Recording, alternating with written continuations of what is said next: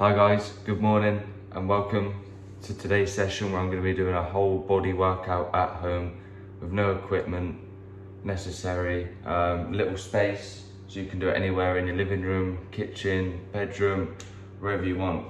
So first of all, we're going to start off with some press-ups. So we're going to go work the chest, we're going to work the chest, the pectoral area, the shoulders and the triceps. So what we're going to do is, we're going to go hands shoulder width apart, legs and body straight as you can, and then down, nose touch the floor and push. So I'll show you again, nose, touch the floor and push.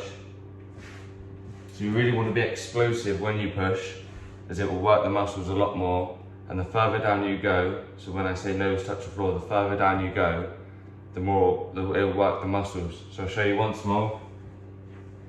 So it's hands shoulder width apart, legs out straight, feet together, down, touch the floor and push. You don't want to be going like this, don't want to do that, because that will start working the shoulders a lot more and it won't get the chest or the triceps. So after that we're going to go into the sit-ups. The sit-ups are going to focus a lot on the core. So what we're going to do is feet together, knees together, down, hands on our shoulders to stop any movement, helping, and we're going to push up and back down, up and back down. So it's really important that we don't lift our feet as we're coming up, because that will work the core a lot less, meaning that the exercise isn't as effective, if you say. So if we go like this, and lift our feet off the floor, it doesn't work the core as much, so it's much less effective. So if you're struggling to keep your feet on the floor without any weight, ask a family member or someone or an object to keep your feet on the floor so you can get the most out of the exercise, like so. So after that, we're going to go into a bicep workout. Now this isn't the most attractive workout by any means, but I find it very, very effective if I'm trying to do it at home. So I'm going to lay down, we're going to keep our arm off the floor so the bicep gets the full workout. We're going to hold under our leg here, both feet off the floor, left hand, well the non-working hand on our head. What we're going to do is we're going to pull with just our arm. It's very important that we don't work the abs here, as it will be less effective for the bicep. So we're going to go like this and pull. And if you pull when your legs come together, that's completely fine. And the further up you go, like this, the more the legs will naturally come together. So I'll show you once more. So arm up here, non-working arm up here, working hand under the leg here, legs off the floor. What you're going to do is you're going to pull and make sure you get a full contraction. If you don't work the abs, you'll get a full contraction on your arm, and that's how you know you're doing it correctly. So if I use it with the abs, if I do the exercise with the abs, I don't feel the bicep working half as much as normal. So from the bicep exercise, we're going to go on to a cherry picker exercise. And what this is, you can stand up, sit down, whichever you like. We're going to reach out as far as we can. And what we're going to do is we're going to point our fingers and clench our hands. Point our fingers and clench our hands. And this works the forearms a lot, so it gets a good forearm exercise, not just working the bicep. Like before in the previous exercise, this is going to work the forearms, just the forearms. So point and clench. Really squeeze as you clench as well. So we're going to do that for about 20 seconds. It's nice and easy to start off with, and as you get further down or further along, it's when you start to feel it a lot more in the forearms. You can go at your own pace if you want to go nice and slow. Really clench the fist and really point out, or if you want to go a bit faster, get a few more reps in, that's completely fine. So from there, we're going to go into a squat jump. So the squat jump is going to work the hamstrings as we're going down and the quads as we jump up. So what we're going to do is we're going to bend down, feet shoulder width apart, bend down, touch the floor, but as we touch the floor, we want our legs to be in almost a right angle position. which is working the hamstrings quite a lot. And as we touch the floor, we're going to jump and reach for the sky, which is going to start focusing on the quads. So we're going to feet shoulder width apart, bend down, legs into the right angle position, touch the floor and jump. So do it once more, down and jump. So in full motion, this is what it'll look like. Down, touch and jump. So if you do as many of these as you can, and then have a little rest afterwards, and then do another 2 or 3 sets. And as you do the more sets, try and do more reps. So for the first set, if you can only do 10 reps, then for the second, up it to 15. So from there, after working our quads and our hamstrings, we're going to go down on like the calves. So what we're going to do is, we're going to hop on our calves on one leg for 30 seconds. We're going to hop, try and keep in the same position. Make sure our feet are leaving the floor, not just a heel up or a toe up or rocking on the side of your foot. Make sure, like we're skipping, like we're trying to make a big gap in between us and the floor.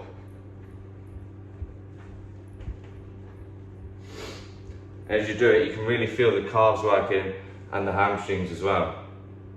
So after 30 seconds, we're going to go into the left leg, start working the left calf and the left hamstring. Again, making sure we leave the floor. If I come back a bit, you'll be able to see. And keep the right leg or the non-working leg up in there at all times. Try not to be like this, like all over the place, as it will work the calf a lot more. And you'll be working it a lot more, which means you'll get less out of the exercise because you won't be able to go for as long. If you do 10 seconds of this, it won't be as effective as 30 seconds of this. So now we're going to stick to the same kind of motion, but we're just going to balance. It's the same position, but just balancing, not jumping. And what this is working, this is going to work the calf and also the brain. Because as we're balancing, the brain is using a tremendous amount of coordination right now. So we're going to hold that for another 30 seconds.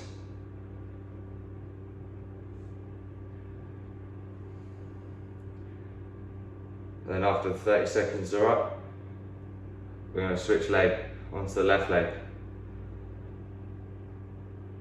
Make sure the non-working foot's completely off the floor and try and keep as steady as you can.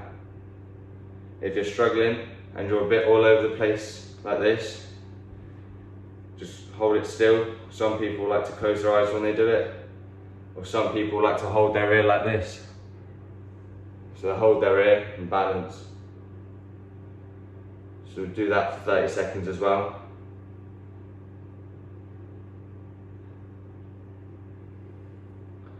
So as we go from that exercise, we're going to go into the quadruped arm and leg raise. So what that is, we're going to go into a position like this, like a dog. And what we're going to do is we're going to reach with our right hand out and kick with our left hand. Kick with our left leg, sorry, and bring it in. And what this is doing, this is really working the lower back. So we're going to then reach with our left hand and kick with our right hand, stretching out. But make sure we don't overextend. If we overextend like this, then it will cause quite a bit of pain on the lower back, which is what a lot of people suffer from not having a strong enough lower back in general. So we're going to hold it, push. And if you're struggling with the balance, when you kick and you're like this, so what you can do is, you can go into the normal position, reach with the right hand, bring it in, and then kick with the left hand, left leg, sorry, push. Then do the opposite motion, reach with the left hand, push with the right foot afterwards. Then once you have that down to a T, you can start doing them together. So right arm, left leg, back in to dog position, straight back, left arm, right foot up. So after that, we're going to go into work the shoulders a bit more now. So we're going to go into the shoulder press up. or the pike press up as some people call it. So we're going to get on that here, legs up in the air. What we're going to do is we're just going to bend down, head not touching the floor but into this position and push. So I don't know if you can see that, I'll go this way. Just like this, head down and push. So show you once again, feet together, head down and push. And as you get down to this lower position down here, that's when you can feel the shoulders a lot more. So if you can hold it there for a second or two and then push, be explosive with the push, you'll get a lot more out of the exercise. So keeping around that area, we're going to go into the traps. The traps. So we're going to do the back widow exercise. So what that involves is, I'll do it sideways first. So we're going to keep our feet and legs together. Back on the floor, shoulders just here. And what we're going to do is just by our sides, we're just going to push. Push with our elbows. So shoulders and elbows on the floor, and then we're going to push with our elbows. We don't want to be pushing with our feet, as that won't really work for the traps as much. So we're going to push with the elbows and up. So I'll do it this way. Down like this. And I'm going to push. And as you do it, squeeze at the top. If you squeeze and hold it for a bit longer, you can feel the contraction a lot better. And you'll feel the traps working a lot more. So the final exercise we're going to do is a full back exercise. I like to call it the Superman. So it doesn't just work the full back, it works the glutes, it works the lower back, the upper back, and the latissimus dorsi as well. Just going to lay down on our mat, like this, arms by our side. What we're going to do is we're just going to push up, like that, hold it, 2, 3, back down. We're going to push, lifting our legs, pointing our toes and hands downwards, so not just lifting our back, we're going to come down. If we didn't lift our legs and we just went like this, it wouldn't work the glutes. And the body muscles like to work together, so the back likes to work with the glutes sometimes, like in this exercise. So I'll do it once more. Arms by our side, toes and shoulders up with our arms. And the more you bring the shoulders round, the more it starts to work the upper back as well. So that is my full body workout at home with little space. And thank you all for watching.